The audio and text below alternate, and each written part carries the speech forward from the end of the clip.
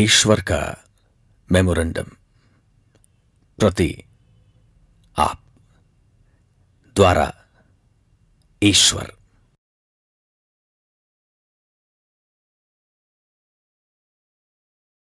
मेरी बात ध्यान से सुनो। मैं तुम्हारे रोने की आवाज सुन लेता हूं। यह आवाज अंधेरे से गुजरती है, बादलों से होती हुई सितारों की रोशनी में मिलती है और सूर्य की किरण के रास्ते से होकर मेरे दिल तक पहुंचती है। मैं हर दुखियारे की आवाज को सुनकर दुखी होता हूं, चाहे वो जाल में फंसे खरगोश की चीख हो या अपनी मां के घोंसले से गिर गए चिड़िया के बच्चे की आवाज हो या तालाब में डूबते हुए बच्चे की पुकार हो या फिर क्रॉस पर अपना खून बहाते हुए मेरे पुत्र की आवाज हो। यह जान लो कि मैं तुम्हारी भी आवाज सुनता हूं। शांति से रहो, शांत रहो। मैं तुम्हारे दुख दूर करूंगा, क्योंकि मैं इसका कारण जानता हूं और इसका इलाज भी। तुम अपने बचपन के उन सपनों के लिए दुखी हो जो उम्र के साथ कहीं खो गए हैं।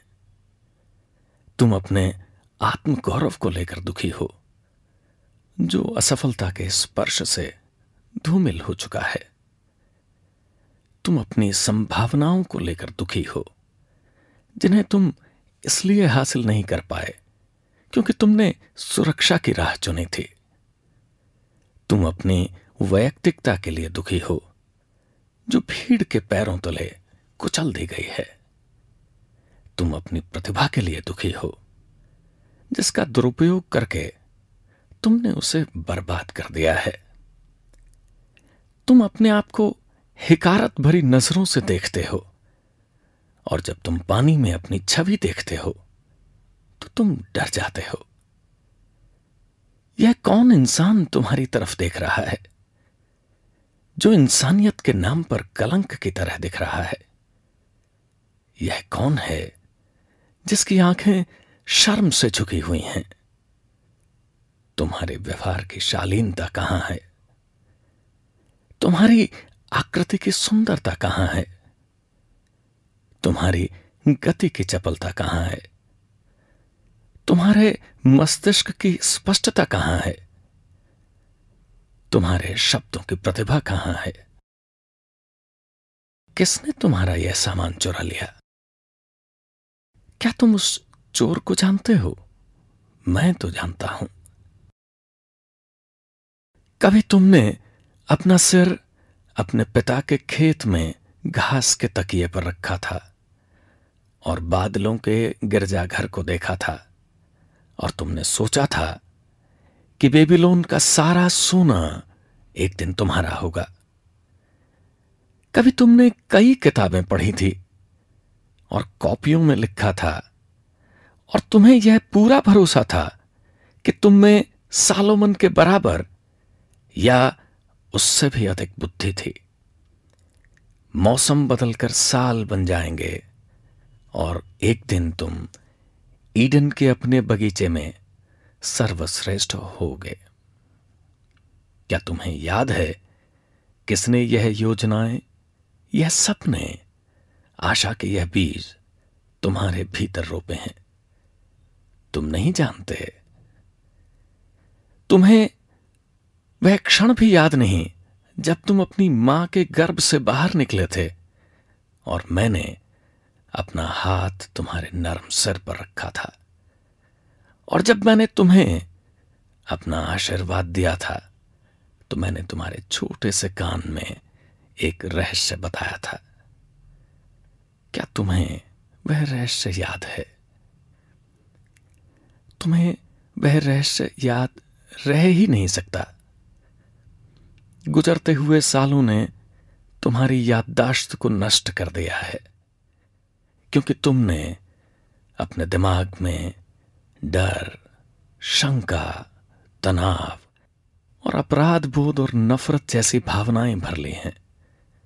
इस कारण तुम्हारे दिमाग में सुखद यादों के लिए कोई जगह ही नहीं बची है।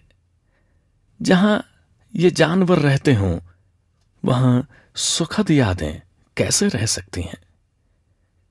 रोना छोड़ दो, मैं तुम्हारे साथ हूं, और यह क्षण तुम्हारे जीवन का महत्वपूर्ण मोड़ है। जो समय गुजर चुका है, उसे यह मान लो कि तुमने वह समय अपनी मां के गर्भ में सोकर गुजारा है। जो गुजर चुका है वह मर चुका है। मरे हुए को दफना दो। आज के दिन तुम जीवित मृत्यु से वापस लौटोगे। इस दिन एलिजा और विधवा के पुत्र के प्रसंग की तरह मैं 3 बार तुम्हें छू लूंगा और तुम एक बार फिर जिंदा हो जाओगे। इस दिन एलीशा और शूनेमाइट के प्रसंग की तरह मैं अपने मुंह को तुम्हारे मुंह पर, अपनी आंखों को तुम्हारी आंखों पर और अपने हाथों को तुम्हारे हाथों पर रखता हूं, और तुम्हारा जिस्म एक बार फिर गर्म हो जाएगा। इस दिन जैसा ईसा ने लैजरस की कब्र पर किया था, मैं तुम्हें आदेश देता हूं कि तुम बाहर निकलो और मौत की अपनी गुफा से बाहर आकर नए जीवन की शुरुआत करो। यह तुम्हारा जन्मदिन है। यह तुम्हारे जन्म की नई तारीख है। तुम्हारी पहली जिंदगी किसी नाटक की तरह केवल एक रिहर्सल थी। इस बार पर्दा सच में उठ चुका है। इस बार पूरी दुनिया देख रही है और तुम्हारी प्रशंसा में तालियां बजाने का इंतजार कर रही हैं। इस बार तुम असफल नहीं हो सकते। अपने कैंडल जला लो, अपना केक काट लो, अपनी शराब उड़ेल लो। तुम्हारा दूसरा जन्म हुआ है। जिस तरह तितली अपने कवच से मुक्त होकर के उड़ती है, तुम भी उड़ सकोगे, उतना ऊंचा जितना तुम चाहो। मानव जाति के ततैये या दूसरे नुकसान पहुंचाने वाले प्राणी तुम्हारी राह नहीं रोक पाएंगे। तुम्हारे मिशन में कोई बाधा नहीं डाल पाएगा। तुम जीवन की सच्ची समृद्धि की खोज में आगे बढ़ते चले जाओगे। अपने सिर पर मेरे हाथों का स्पर्श अनुभव करो। एक बार फिर उस रहस्य को जान लो जो तुम्हारे पैदा होने पर मैंने तुम्हारे कानों में कहा था, परंतु तुम भूल गए। तुम मेरे महानतम चमत्कार हो। तुम विश्व के महानतम चमत्कार हो। यह पहले शब्द थे जो तुमने सुने थे। फिर तुम रोने लगे थे। सभी रोने लगते हैं। तब तुम्हें मेरी बात पर विश्वास नहीं हुआ था, और इतने सालों में ऐसा कुछ भी नहीं हुआ जिससे तुम्हारा यह अविश्वास दूर हो। तुम किस तरह चमत्कार हो। जब तुम छोटे छोटे कामों में असफल होते हो, तुम किस तरह चमत्कार हो सकते हो। जब तुम्हें छोटी छोटी जिम्मेदारियों को निभाने का आत्मविश्वास नहीं होता, तुम किस तरह चमत्कार हो सकते हो। जब तुम कर्ज में डूबे हुए हो और इस बात का चिंतन करते रहते हो कि कल का भोजन कहां से आएगा। बहुत हो चुका। नाली में बहा दूध अब कभी वापस नहीं आ सकता। परंतु मैंने कितने सारे प्रॉफिट, कितने सारे समझदार आदमी, कितने सारे कवि, कितने सारे कलाकार, कितने सारे संगीतकार, कितने सारे वैज्ञानिक, कितने सारे दार्शनिक और संदेशवाहक तुम्हारे पास भेजे, जो तुम्हें तुम्हारा दैवीय स्वरूप, तुम्हारी ईश्वरीय संभावनाएं और उपलब्धि के रहस्य बताएं, और बदले में तुमने उनके साथ कैसा व्यवहार किया। फिर भी मैं तुम्हें प्रेम करता हूं और मैं तुम्हारे साथ हूं। मैं उस प्रॉफिट की बात को सच कर रहा हूं जिसने यह घोषणा की थी कि ईश्वर दोबारा अपना हाथ उठाकर अपने लोगों को मुक्ति देगा। मैंने अपना हाथ उठा लिया है। यह दूसरी बार है। तुम मेरे अपने हो।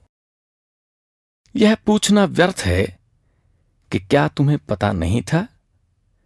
क्या तुमने सुना नहीं था? क्या तुम्हें यह शुरुआत से ही बताया नहीं गया था? क्या तुमने धरती की नींव से इसे समझा नहीं था? तुमने इसे जाना नहीं था? तुमने इसे सुना नहीं था? तुमने इसे समझा नहीं था? तुम्हें बताया जा चुका है कि तुम दरअसल छुपे हुए देवदूत हो। तुम ईश्वर की तरह ही हो, परंतु इसके बाद भी तुम मूर्ख की भूमिका निभा रहे थे। तुम्हें बताया जा चुका है कि तुम मेरी अद्भुत रचना हो, जिसमें प्रचुर बुद्धि, अनंत संभावनाएं, सुंदर और सराहनीय आकृति और गति, देवदूत जैसे कार्य, ईश्वर जैसी समझ है। तुम्हें बताया जा चुका है कि तुम इस धरती के नमक हो। तुम्हें पहाड़ हिलाने का रहस्य, असंभव को संभव करने का रहस्य बताया जा चुका है। तुमने किसी पर विश्वास नहीं किया। तुमने सुख की राह दिखाने वाले नक्शे को जला दिया।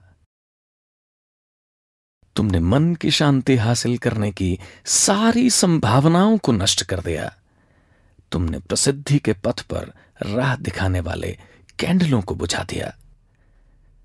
और फिर तुम लड़खड़ा गए, डर गए, व्यर्थता और आत्मदया के अंधेरे में खो गए, और फिर तुम अपने ही बनाए हुए नरक में गिर गए।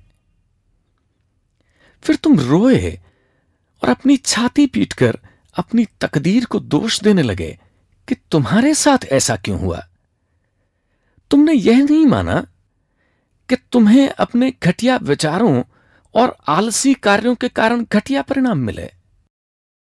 तुमने अपनी असफलता का दोष देने के लिए एक बहाने की तलाश की, और वह बहाना तुम्हें कितनी जल्दी मिल गया। तुमने मुझे दोष दिया।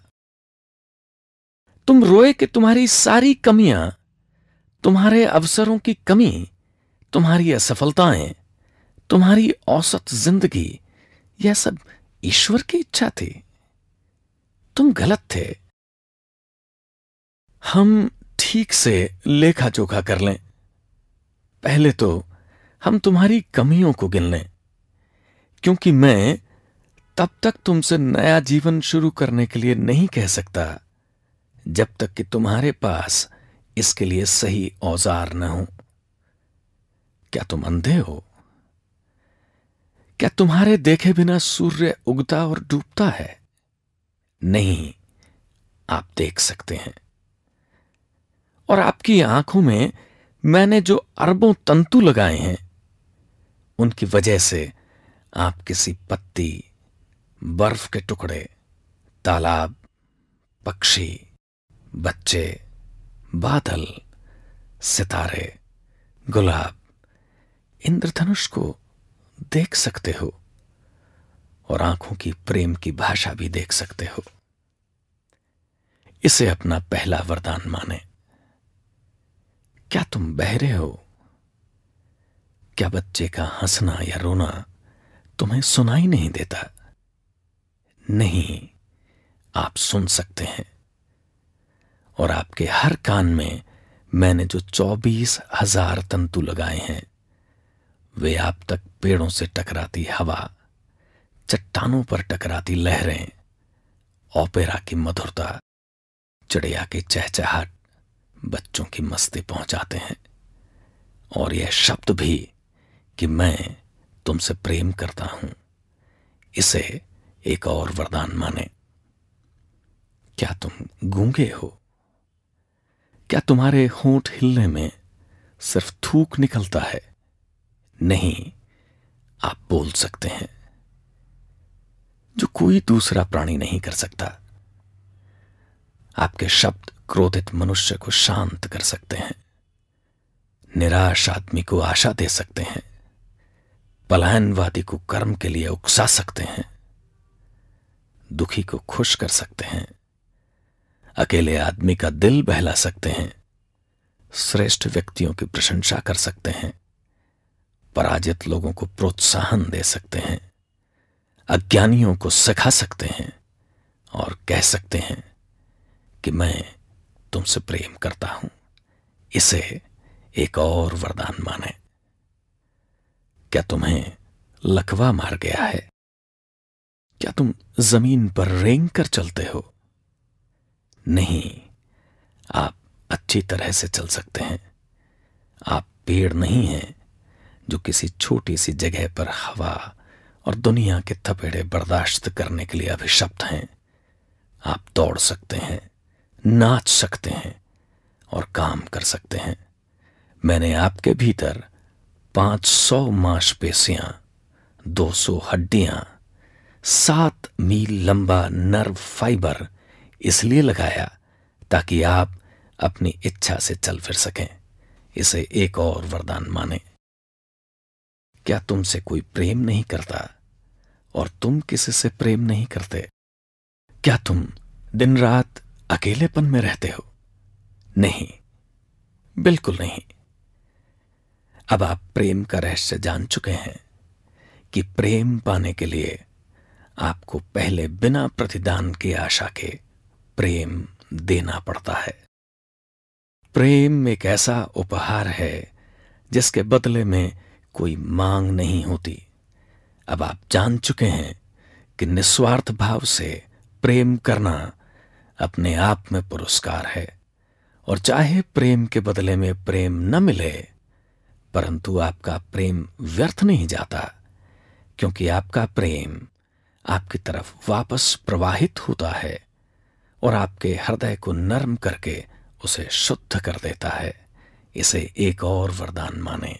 दोबारा गिने। क्या तुम्हारा हृदय कमजोर है? क्या यह तुम्हारे जीवन को चलाने में समर्थ नहीं है? नहीं, आपका हृदय बहुत शक्तिशाली है। अपने सीने को छुओ और इसकी लय को महसूस करो। दिन रात हर पल यह धड़कता रहता है। यह 1 साल में 3 करोड़ 60 बार धड़कता है। और चाहे आप जागें या सोएं, यह जीवन भर यही करता रहता है। यह 60,000 मील लंबी शिराओं, धमनियों और नसों में आपके खून को शुद्ध करता है। यह हर साल 6 लाख गैलन खून को पंप करता है। इंसान आज तक ऐसी मशीन नहीं बना पाया है। इसे एक और वरदान माने। क्या तुम्हें कोढ़ हो गया है? क्या लोग तुम्हें आते देखकर डर जाते हैं और दूर भागते हैं? नहीं, आपकी त्वचा साफ है और यह अद्भुत कृति है। आपको सिर्फ इसका ध्यान रखना होता है। इस पर साबुन और तेल लगाकर इसे साफ रखना होता है। समय के साथ साथ मजबूत से मजबूत लोहे पर भी दाग लग जाएंगे और उस पर जंग लग जाएगी, परंतु आपकी त्वचा के साथ ऐसा नहीं होगा। आखिरकार मजबूत से मजबूत धातु भी घिस जाएगी, परंतु यह परत नहीं घिसेगी जो मैंने आपके चारों तरफ बनाई है। यह अपने आप को लगातार नया करती रहेगी। पुरानी कोशिकाओं की जगह नई कोशिकाएं आती रहेंगी, जिस तरह कि आप पुराने की जगह नए बन जाएंगे। इसे एक और वरदान माने। क्या तुम्हारे फेफड़े में कोई गड़बड़ है? क्या जीवन भरी सांस को तुम्हारे शरीर में आने के लिए संघर्ष करना पड़ता है? नहीं। आपने अपने चारों तरफ इतना प्रदूषण भरा माहौल बना लिया है, इसके बावजूद आपके फेफड़े आपके शरीर में आराम से ऑक्सीजन ले जाते हैं। आपके फेफड़े 60 करोड़ मांस की परतों तक ऑक्सीजन ले जाते हैं और अशुद्ध गैसों को शरीर से बाहर निकालते हैं। इसे एक और वरदान माने। क्या तुम्हारे खून में गड़बड़ है? क्या इसमें पानी मिला हुआ है या पस पड़ा हुआ है? नहीं। आपके 5 क्वार्टर खून में 22 ट्रिलियन रक्त कोशिकाएं हैं और हर कोशिका में करोड़ों अणु हैं और हर अणु 1 सेकंड में 1 करोड़ बार हिल रहा है। हर सेकंड आपकी 20 लाख रक्त कोशिकाएं मरती हैं और 20 लाख नई कोशिकाएं जिंदा होती हैं। यह आपके जीवन के प्रारंभ से होता आ रहा है। यह हमेशा आपके भीतर होता रहा है। अब तक आपके बाहर भी होगा।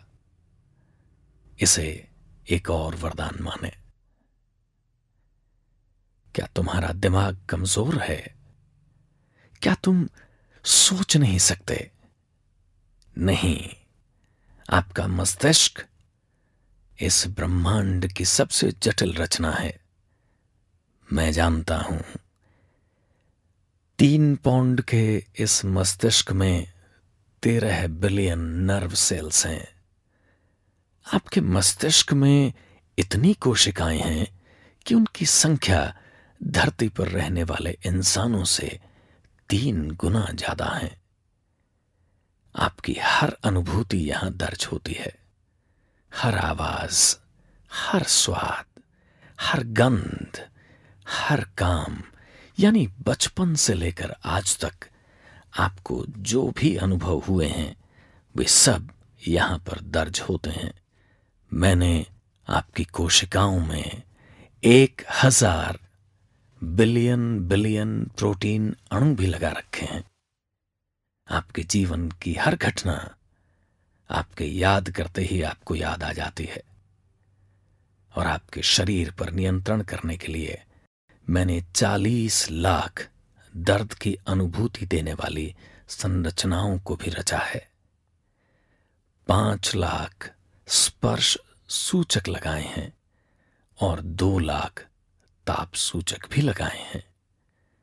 किसी देश का सोना भी इतनी हिफाजत से नहीं रखा जाता होगा जितनी हिफाजत से मैंने आपको रखा है। विश्व के 7 आश्चर्य भी आपसे बड़े आश्चर्य नहीं हैं। आप मेरी सबसे सुंदर और श्रेष्ठ रचना है।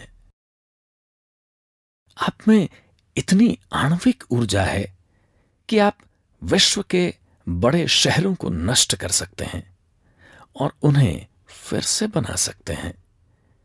क्या आप गरीब हैं? क्या आपकी जेब में सोना या चांदी नहीं है? नहीं, आप अमीर हैं। हमने अभी आपकी दौलत को गिना है। इस सूची को ध्यान से पढ़ें। वरदानों को एक बार फिर से गिनें। अपनी संपत्ति का हिसाब लगाएं। आपने खुद के साथ धोखा क्यों किया? आप क्यों रोए कि आपके पास कुछ भी नहीं है? और मानवता के सारे वरदान आपसे छिन चुके हैं। आप इस मुगालते में क्यों रहे कि आप अपनी जिंदगी को बदलने में सक्षम नहीं हैं? क्या आप में प्रतिभा, योग्यता, सुख, अनुभूति और गर्व नहीं है? क्या आप में आशा नहीं है? आप अंधेरे कोने में अपने सिर को क्यों छुपाए हुए हैं? आप क्यों दुबके हुए हैं? आप क्यों हारे हुए राक्षस की तरह अफसोस कर रहे हैं? आप क्यों भयावह नरक में जाने के लिए तैयार खड़े हैं। आपके पास इतना कुछ है, आपके वरदान आपके प्याले से छलके पड़े हैं और आपको उन वरदानों का एहसास ही नहीं है। जिस तरह कोई पिता अपने बच्चे को लाड़ प्यार में बिगाड़ देता है, उसी तरह मैंने तुम्हें उदारता से और लगातार दिया है। मुझे जवाब दो, खुद को जवाब दो। कोई भी बूढ़ा और बीमार, कमजोर और लाचार अमीर आदमी उन वरदानों को हासिल करने के लिए अपनी तिजोरी में भरा सारा पैसा लुटा देगा जिन्हें आप इतने हल्केपन से ले रहे हैं। सुख और सफलता के इस पहले रहस्य को जाने कि आपके पास इस वक्त वह सब कुछ है जो महान गौरव हासिल करने के लिए जरूरी है। ये सब चीजें आपका खजाना है, आपके औजार हैं जिनकी मदद से आप आज से नए और बेहतर जीवन की नींव रखेंगे। इसलिए मैं तुमसे कहता हूं, अपने वरदान गिनो और जान लो कि तुम मेरी महानतम रचना हो। जीवित मृत्यु से वापस आने के लिए और विश्व का महानतम चमत्कार करने के लिए तुम्हें मेरा यह पहला नियम मानना होगा। और गरीबी में सीखे हुए अनुभवों के प्रति कृतज्ञ रहो, क्योंकि गरीब वह नहीं होता जिसके पास कम है, बल्कि वह होता है जिसे बहुत ज्यादा चाहिए होता है। और सच्ची सुरक्षा उन चीजों में नहीं होती जो आपके पास हैं, बल्कि उन चीजों में होती है जिनके बिना आपका काम चल सकता है। वे बाधाएं कहां हैं जिनकी वजह से आप असफल हुए हैं? वे केवल आपके मस्तिष्क में निवास करते हैं। अपने वरदानों को गिनें और दूसरा नियम भी पहले नियम की ही तरह है, अपनी दुर्लभता को साबित करें। आपने खुद को एक कुम्हार के आंगन में जीने के लिए विवश कर लिया है और आप वहीं पड़े हैं। आप अपनी असफलता के लिए खुद को माफ नहीं कर पाते। आप अपने आप से नफरत करके, अपने आप को दोष देकर अपने आप को मिटाए दे रहे हैं। आप खुद के और दूसरों के खिलाफ किए गए अपराधों को लेकर खुद से नफरत कर रहे हैं और खुद को नष्ट कर रहे हैं। क्या आप दुविधा में नहीं हैं? क्या तुम्हें आश्चर्य नहीं होता कि तुम्हारी असफलताओं, तुम्हारे अपराधों, तुम्हारे दयनीय व्यवहार को किस तरह क्षमा कर देता हूं, जबकि तुम इसके लिए खुद को माफ नहीं कर पाते? मैं तुमसे यह बात 3 कारणों से कह रहा हूं। तुम्हें मेरी जरूरत है। तुम भेड़ों के झुंड की एक भेड़ नहीं हो। तुम्हारा जन्म इसलिए नहीं हुआ कि तुम औसत जीवन के चारागाह में विनाश की तरफ बढ़ो और तुम एक महान दुर्लभ रचना हो। रेम्ब्रा की पेंटिंग या डेगॉस की कांसे की मूर्ति या स्ट्रेडेवियरस के वायलिन या शेक्सपियर के नाटक के बारे में विचार कीजिए। यह सब 2 कारणों से बहुमूल्य है। इनके बनाने वाले बेहद प्रतिभाशाली थे और ये संख्या में बहुत थोड़े थे, परंतु सभी विधाओं में प्रतिभाशाली लोग एक से अधिक संख्या में रहे हैं।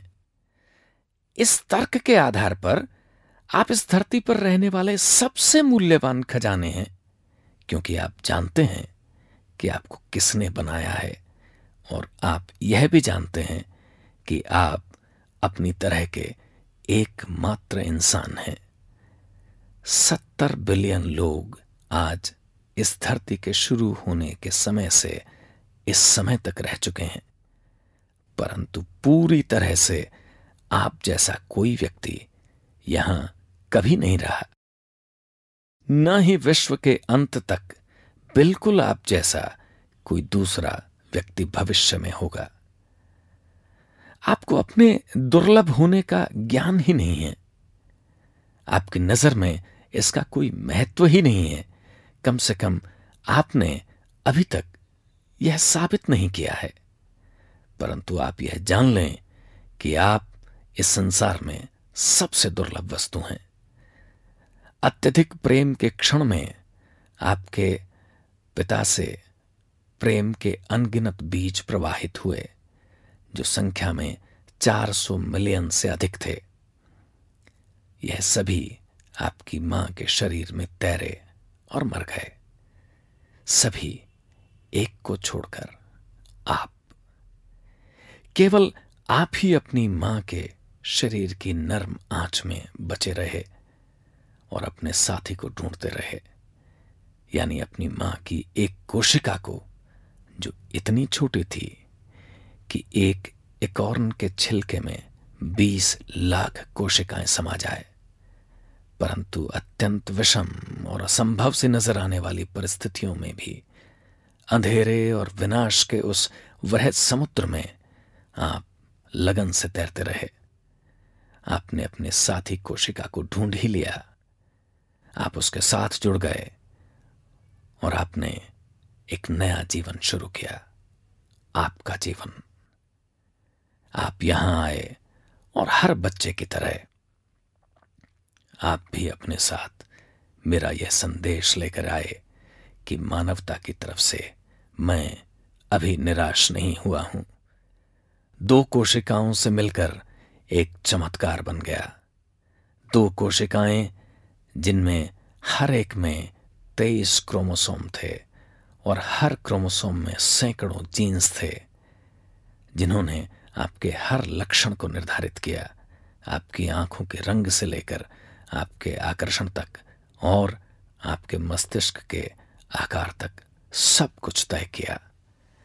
आपके पिता के 40 करोड़ शुक्राणुओं में से किसी भी एक शुक्राणु से और आपकी मां और पिता के क्रोमोसोम के सैकड़ों जीन्स के द्वारा मैं 3 लाख बिलियन इंसानों की रचना कर सकता था, जो सभी एक दूसरे से अलग होते। परंतु मैंने किसकी रचना की? आपकी। अपने आप में अनूठे, दुर्लभ से भी दुर्लभ, एक बेशकीमती खजाना, जिसके मस्तिष्क और भाषा और गति और स्वरूप और कार्यों के वे गुण थे जो न तो आज तक किसी में हुए हैं, न आज हैं, न ही भविष्य में होंगे। जब आपकी कीमत किसी सम्राट के खजाने से भी ज्यादा है, तो फिर आप अपने आप को सिक्कों से क्यों तौलते हैं? आपने उन लोगों की बातें सुनी, आपने उन लोगों की बातें क्यों सुनी जिन्होंने आपको नीचा दिखाया? और इससे भी बुरी बात यह है कि आपने उनका विश्वास क्यों किया? मेरा कहा मानो। अपनी दुर्लभता को अंधेरे में मत छुपाओ, इसे सामने लाओ, दुनिया को दिखा दो।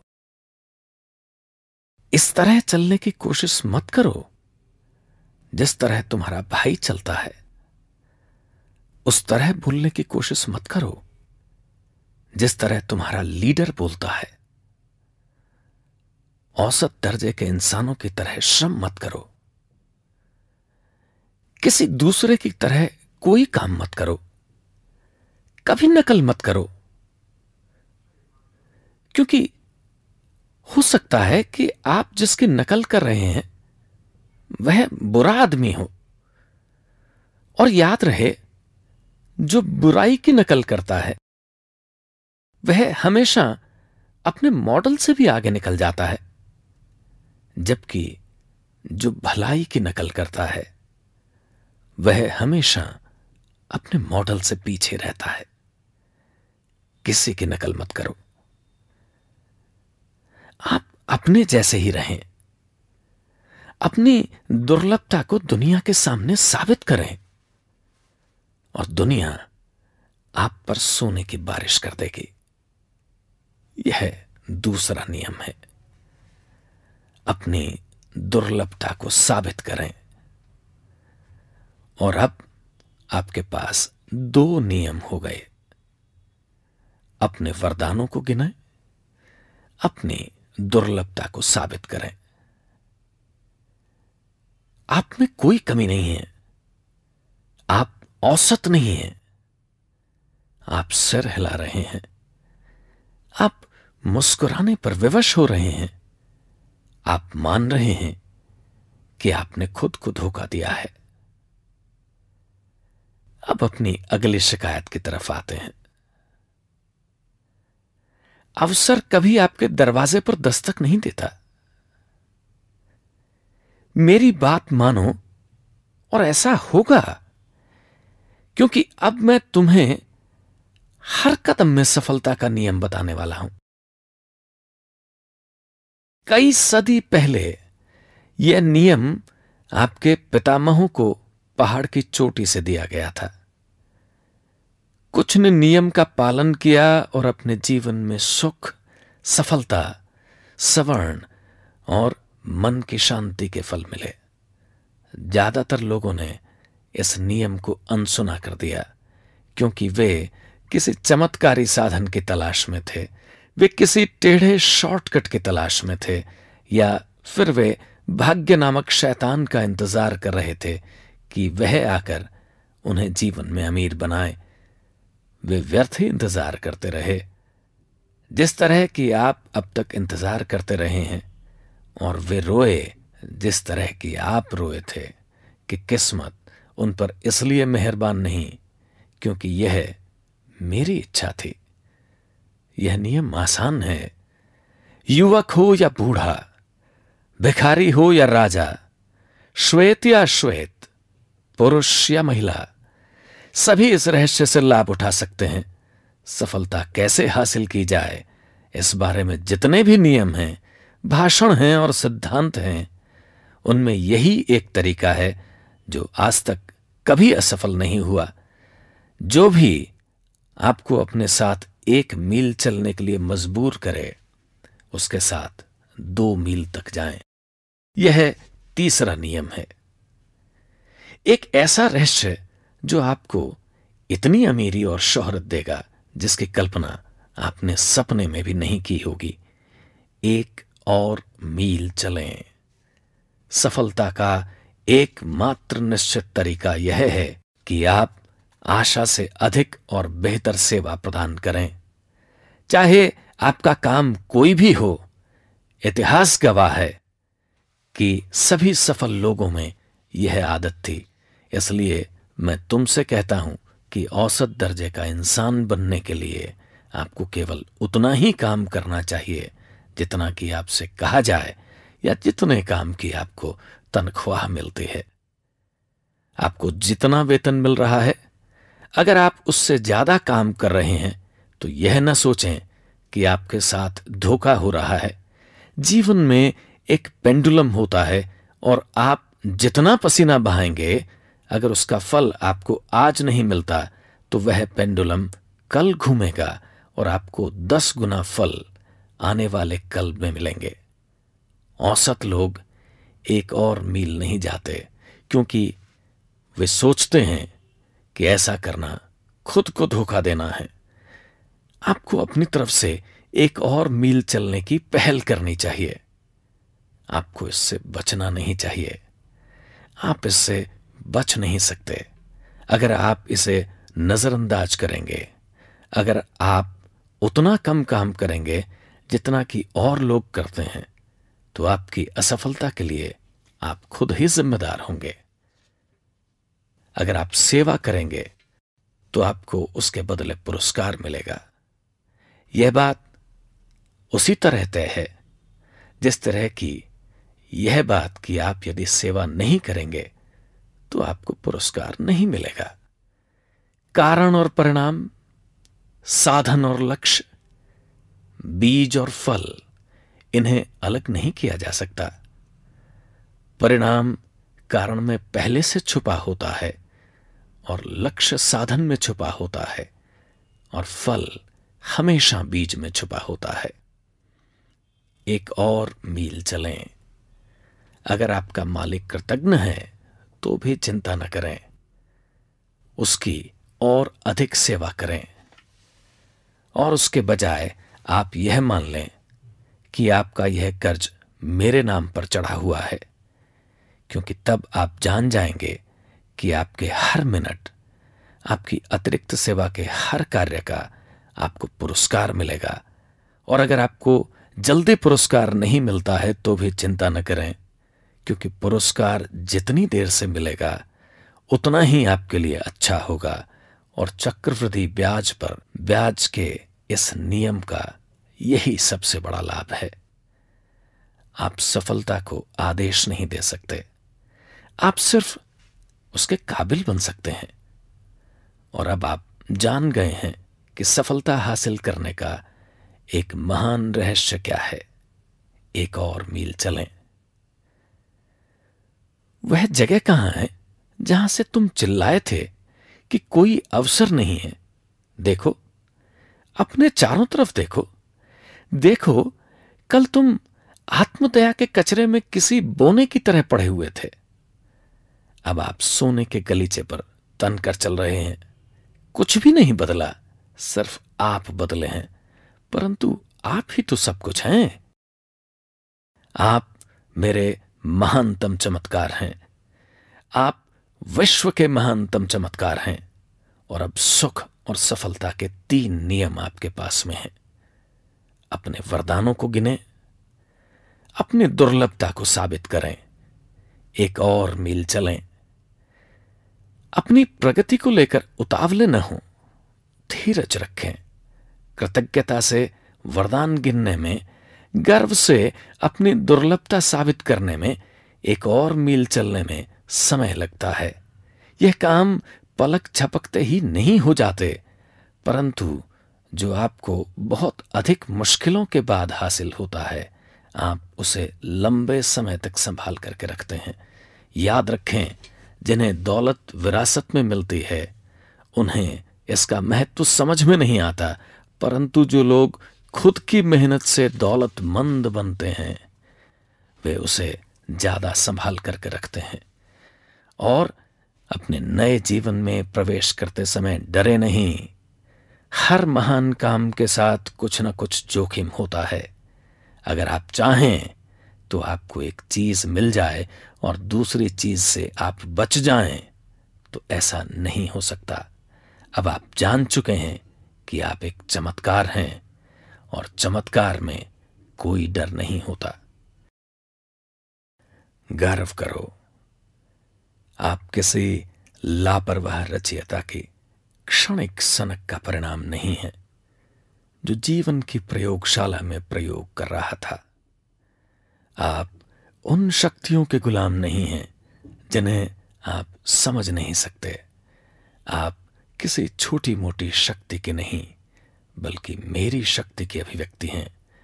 किसी दूसरे के प्रेम के नहीं, बल्कि मेरे प्रेम की अभिव्यक्ति हैं। आपको किसी उद्देश्य के लिए बनाया गया है।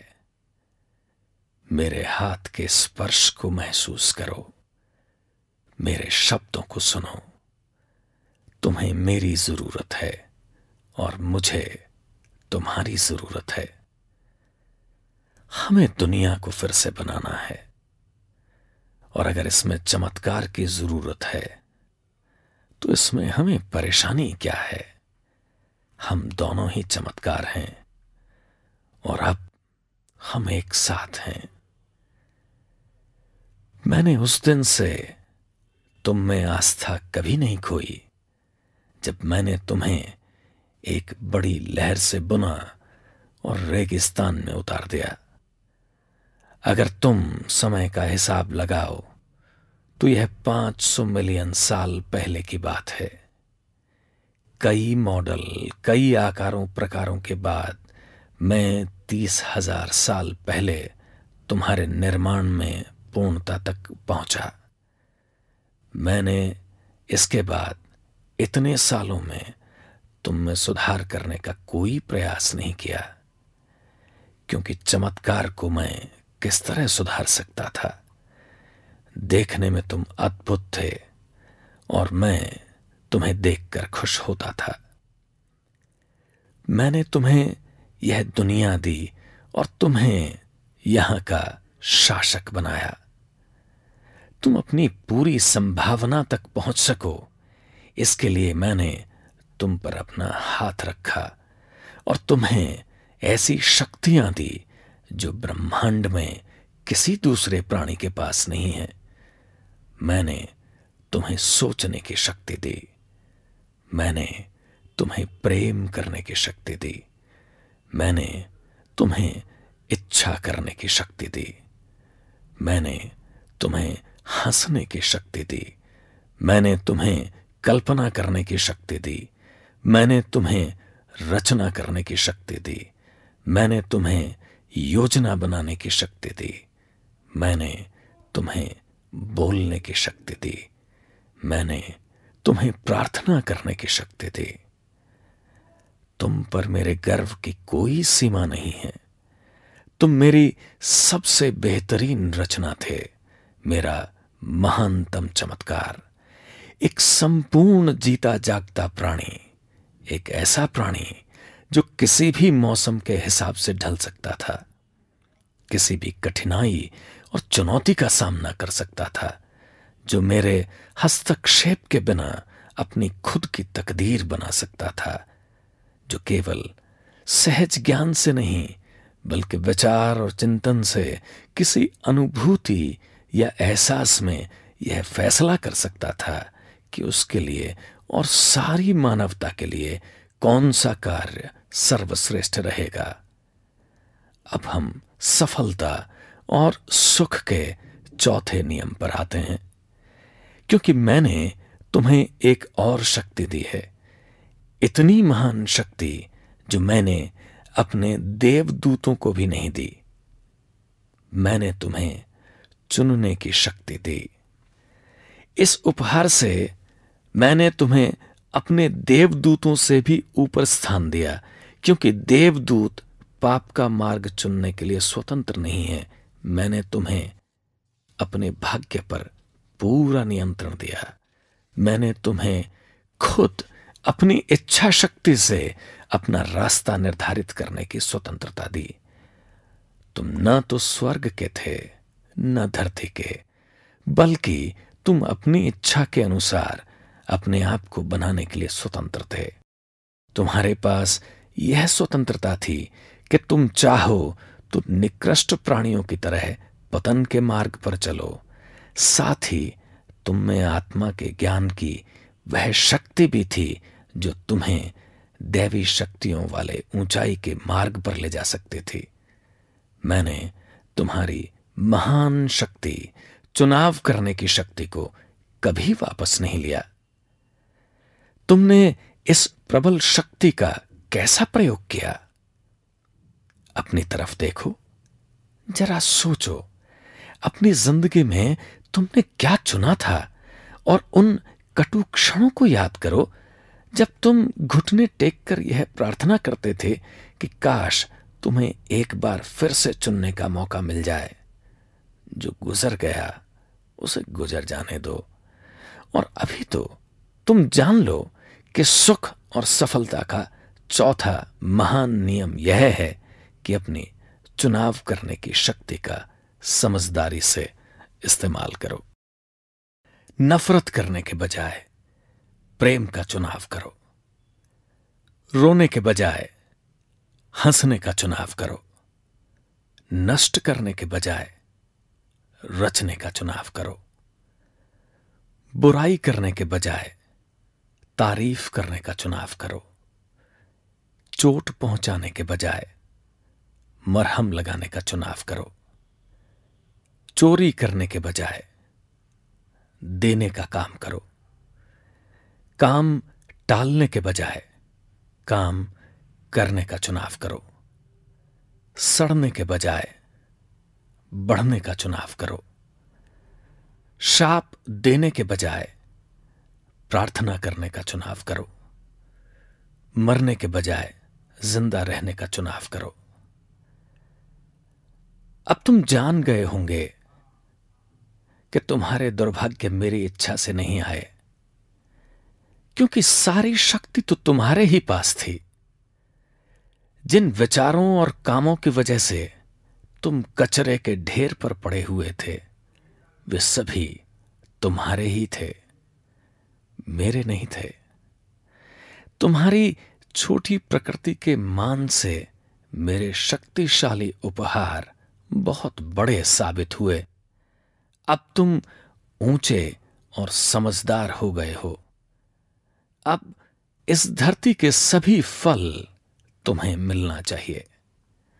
यह मान लो कि तुम आदमी ही नहीं हो, बल्कि महान आदमी बन सकते हो। तुम में महान चमत्कार करने की क्षमता है। तुम्हारी संभावना असीमित है। मेरी बनाई इस सृष्टि में तुम्हारे अलावा किस दूसरे प्राणी ने अग्नि को अपना गुलाम बनाया है? किसने गुरुत्वाकर्षण को जीता है? किसने आसमान को चीरा है? किसने बीमारी और महामारी और अकाल को जीता है? अपने आप को कभी छोटा मत समझना। जिंदगी के बचे खुचे टुकड़ों से कभी संतुष्ट मत होना। आज के बाद कभी अपनी प्रतिभा को मत छिपाना। उस बच्चे को याद करो जो कहता है, जब मैं बड़ा बच्चा बन जाऊंगा, और उसके बाद बड़ा बच्चा कहता है, जब मैं और बड़ा हो जाऊंगा। और जब वह बड़ा हो जाता है, तब वह कहता है, जब मेरी शादी हो जाएगी। और शादी के बाद क्या होता है? इसके बाद वह विचार बदलकर यूं हो जाता है, जब मैं रिटायर हो जाऊंगा। और फिर रिटायरमेंट आता है और वह पलटकर अपने पिछले जीवन की तरफ देखता है। वह पछताता है और सोचता है कि उसने कितने सारे अवसर गंवा दिए और अब उसके हाथ में कुछ भी नहीं बचा। इस दिन का आनंद लो, आज ही, कल भी और परसों भी। तुमने दुनिया का सबसे महान चमत्कार कर दिखाया है। तुम जीवित मृत्यु से वापस लौट आए हो। अब तुम कभी आत्मदया से पीड़ित नहीं रहोगे और हर नया दिन तुम्हारे लिए चुनौती और आनंद लेकर के आएगा। तुम्हारा फिर से जन्म हुआ है, परंतु पहले की ही तरह तुम असफलता और निराशा या सुख और सफलता में से किसी एक का चुनाव कर सकते हो। चुनाव तुम्हारा है। चुनाव पूरी तरह से तुम्हारा है। मैं पहले की तरह सिर्फ देख सकता हूं, गर्व से या दुख से। सुख और सफलता के इन 4 नियमों को याद रखना। अपने वरदानों को गिनें, अपनी दुर्लभता को साबित करें, एक और मील चलें, अपने चुनाव की शक्ति का समझदारी से इस्तेमाल करें। और हां, इन 4 नियमों के साथ एक बात और, इन सभी को प्रेम से करें। यह प्रेम आपके लिए हो, बाकी लोगों के लिए हो और मेरे लिए हो। अपने आंसू पोंछ डालिए, आगे हाथ बढ़ाइए, मेरा हाथ पकड़िए और सीधे खड़े हो जाइए। आप जिन कब्र के कपड़ों में बंधे हुए हैं, उनके बंधन से मैं आपको मुक्त करता हूं। इस दिन मैं आपको यह प्रमाण पत्र देता हूं, आप दुनिया के सबसे महान चमत्कार हैं।